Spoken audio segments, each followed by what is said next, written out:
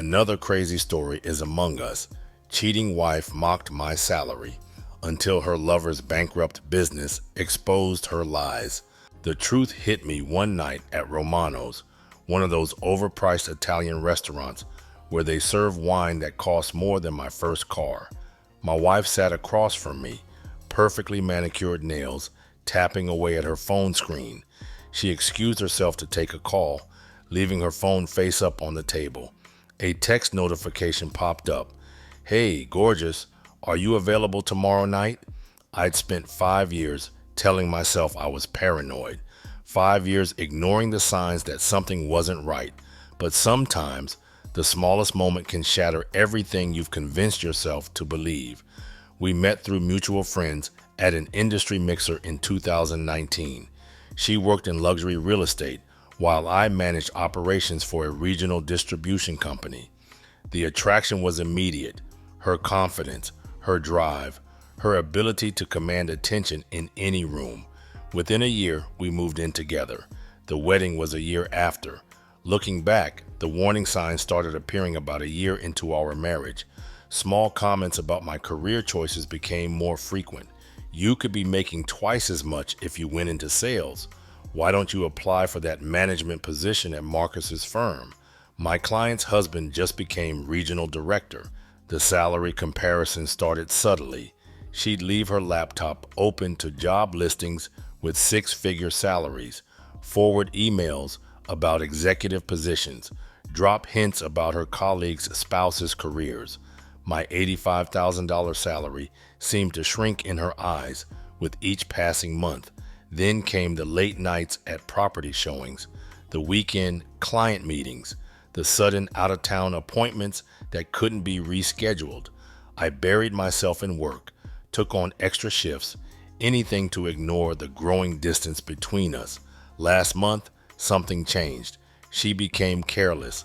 The secret phone calls in the bathroom turned into long walks outside. The password on her phone changed weekly. Credit card statements showed dinner charges at restaurants I'd never been to. I hired a private investigator. Not my proudest moment, but I needed to know. The report landed in my email 3 days ago. Photos, text messages, and video. Everything laid out in sterile, undeniable detail. Her lover owned a string of high-end boutiques. They met when she was showing properties in the shopping district. He promised exclusive retail opportunities, guaranteed investment returns, prime storefront locations. She invested our savings, $200,000, without telling me. His businesses were failing, drowning in debt and unpaid loans, with 3 locations already shuttered. The restaurant bathroom door opened, and she returned to our table, still on the phone. "No, honey, he has no idea," she laughed, not noticing I could hear every word. "Just a warehouse manager who thinks he's made it. You should hear him brag about his promotion." I sat there, letting the words wash over me. The woman across from me wearing the ring I'd saved 3 months to buy, mocking my career to her lover, while his businesses crumbled around them. The waiter appeared with our entrees, seafood linguine for her, veal saltimbocca for me. I cut into the meat, each slice precise and deliberate. Tomorrow, I'd call the divorce attorney, whose card had been sitting in my wallet for weeks. But tonight, I'd finish my meal and watch her lie. Sometimes the biggest moments in life happen quietly.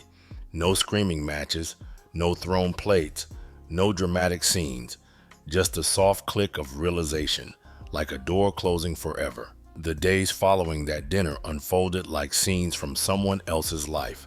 I threw myself into gathering evidence, methodically documenting everything. The private investigator's report was just the beginning. Bank statements revealed a pattern. Small withdrawals at first, $500 here, $1,000 there. Then larger sums, always just under the amount that would trigger a notification. That's the way I had it set up. She'd been careful, timing the transfers between my paycheck deposits. Over 8 months, she'd moved nearly $123,000 into a separate account. The boutiques were failing miserably. A quick search showed 3 locations already papered over, with for lease signs. Suppliers had filed liens. Employees filed complaints about bounced checks. The fourth location, the flagship store, sat half empty with sale signs plastered across its windows. I received an anonymous email one Wednesday morning, photos of them together at a beachfront property in Newport, one of her recent listings, more photos at expensive restaurants, hotel lobbies, private clubs. The sender included a simple message: "Thought you should know what your wife has been up to. She's been showing him more than just properties." The pieces clicked together. Those late-night property showings, the weekend client meetings, the sudden interest in retail space investments. She wasn't just having an affair. She'd gambled our future on her lover's failing business empire. My next steps were calculated. First, the lawyer, a referral from my closest friend. Then the accountant, meticulously tracking every dollar she'd moved. I gathered documents, made copies, secured my personal accounts, all while maintaining a perfect facade at home. She never noticed my preparations. Too caught up in her own deceptions, she missed the signs right in front of her. The extra hours I spent at work were actually meetings with financial advisors. The new project keeping me busy was really consultation with divorce attorneys. The computer problems I complained about were me backing up evidence of her betrayal. Friday morning, 3 weeks after that dinner at Romano's, I received the final proof. The boutique's bankruptcy filing hit the public records. $5 million in debt, unpaid taxes, defaulted loans. Our savings had vanished into that black hole, along with money from other unsuspecting investors. That evening, she came home late again, full of excuses about a difficult client. I sat at our kitchen island, a stack of documents in front of me, bank statements, property records, photos, the bankruptcy filing. I simply told her we needed to talk. She looked as if she had seen a ghost when she saw the papers. No dramatic denials, no tearful confessions, just silence as reality crashed down around her carefully constructed lies. Then she had the audacity to ask me, "How long have I known?" I snapped back, "Long enough to protect myself." The divorce papers were already prepared. My lawyer would serve them Monday morning. I'd secured a small apartment across town, already furnished with the essentials. The movers would come for the rest, while she was at her standing lunch meeting with her now bankrupt lover. "You don't understand. His business plan was solid. The market just turned." I simply told her, "I don't give a shit. You will understand soon enough." Then she tried to say something, but I held up my hand. "Save it for your lawyer." That night, I slept in the guest room for the last time. Through the wall, I could hear her on the phone, voice rising and falling as she tried to salvage something from the wreckage of her choices. But some things, once broken, can't be fixed with words or promises or explanations. The next month passed in a blur of paperwork and proceedings.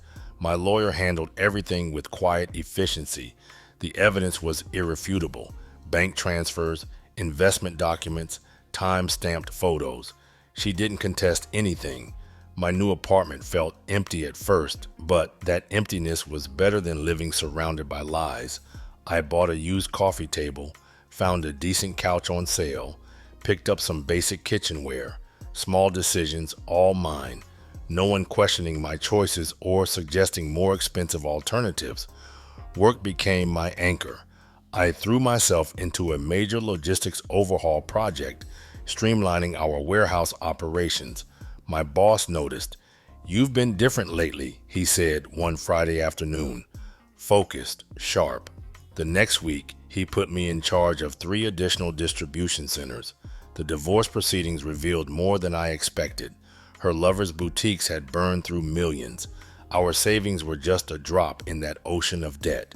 Other investors emerged, friends, colleagues, clients who trusted her real estate expertise. She'd convinced them all to invest in his failing venture. Update 1. 1 month later, the bankruptcy trustee's report landed in my inbox one morning. Her lover's business empire was worse than anyone imagined. His debt increased to $11 million, unpaid vendor bills, lease violations, tax liens. The prestigious shopping district locations had been a facade, propped up by borrowed money and empty promises. She tried reaching out through mutual friends. She's really struggling, they'd say. The business failure wasn't her fault. She was deceived too. But the bank statements told a different story. She'd known about the mounting debts, the bounced checks, the supplier problems. She chose to invest our money anyway. My promotion came through last week, Regional Operations Director, the position she always said I should want.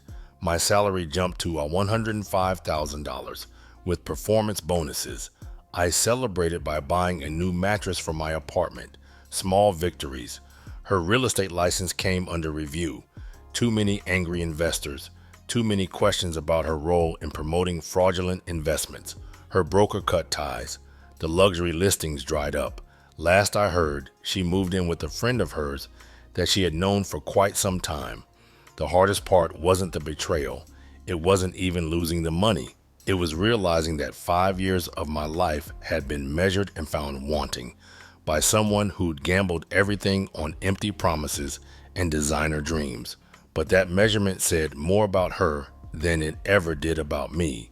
I ran into her yesterday at Costco. That designer handbag was replaced by a canvas tote. That Audi she drove got repossessed and replaced by a Kia Sorento. She started to speak, probably with another explanation or excuse. I just nodded and kept walking. Some conversations aren't worth having. Every morning, I check the warehouse operations reports, track shipment efficiency, monitor distribution patterns, simple, honest work that keeps goods moving and people employed. My salary might not turn heads at fancy restaurants, but it's built on solid ground. That's worth more than all her lover's empty promises. Tonight, I'm meeting my team to plan next quarter's logistics strategy. There's satisfaction in creating something real, in solving actual problems instead of chasing illusions. The numbers in my bank account are smaller than they were 6 months ago, but they're mine. Every dollar earned through work I can be proud of. That's something she never understood. Success isn't about impressing strangers at overpriced restaurants. It's about being able to look at yourself in the mirror every morning and know you're building something real. Update 2, 6 months later. Time has a way of shifting perspectives. The divorce finalized last week. Quick, clean, no contests. We were married for only 5 years, so she wasn't even eligible for alimony.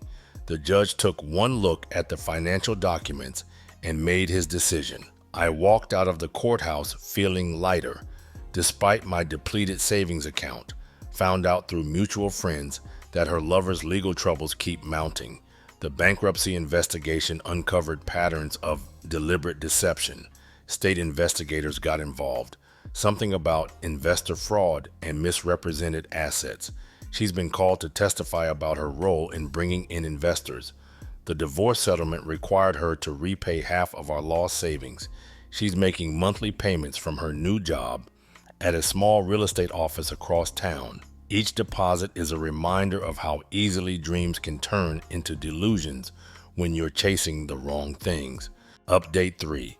1 year later, sitting in my office at the distribution center, watching the sunset through floor-to-ceiling windows, regional director nameplate on my desk, still feels new. The promotion came with a corner office and a view of the loading docks. Not exactly luxury real estate, but it's real, tangible, built on actual work instead of empty promises. Heard she's leaving town. Her sister mentioned something about a fresh start. The bankruptcy case finally closed. Her lover took a plea deal. Something about financial misrepresentation. The boutique spaces are all leased to new tenants now. My apartment feels like home now. I bought some art for the walls, got a decent coffee maker, and even started growing herbs on the balcony.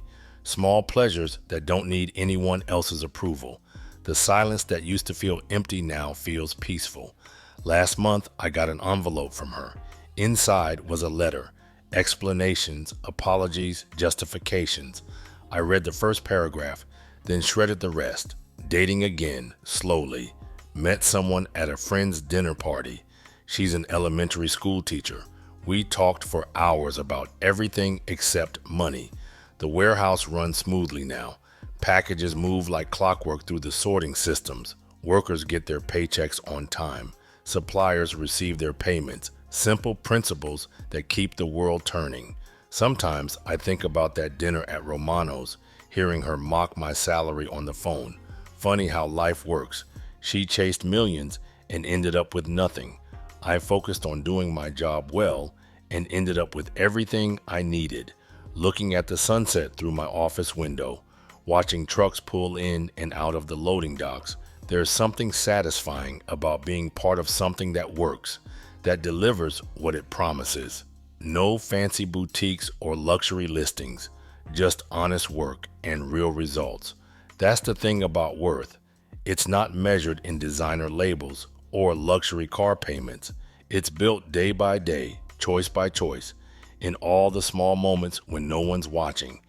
And that kind of worth, it lasts. Well, men, if a woman starts complaining that your salary isn't enough for her, send her on her way.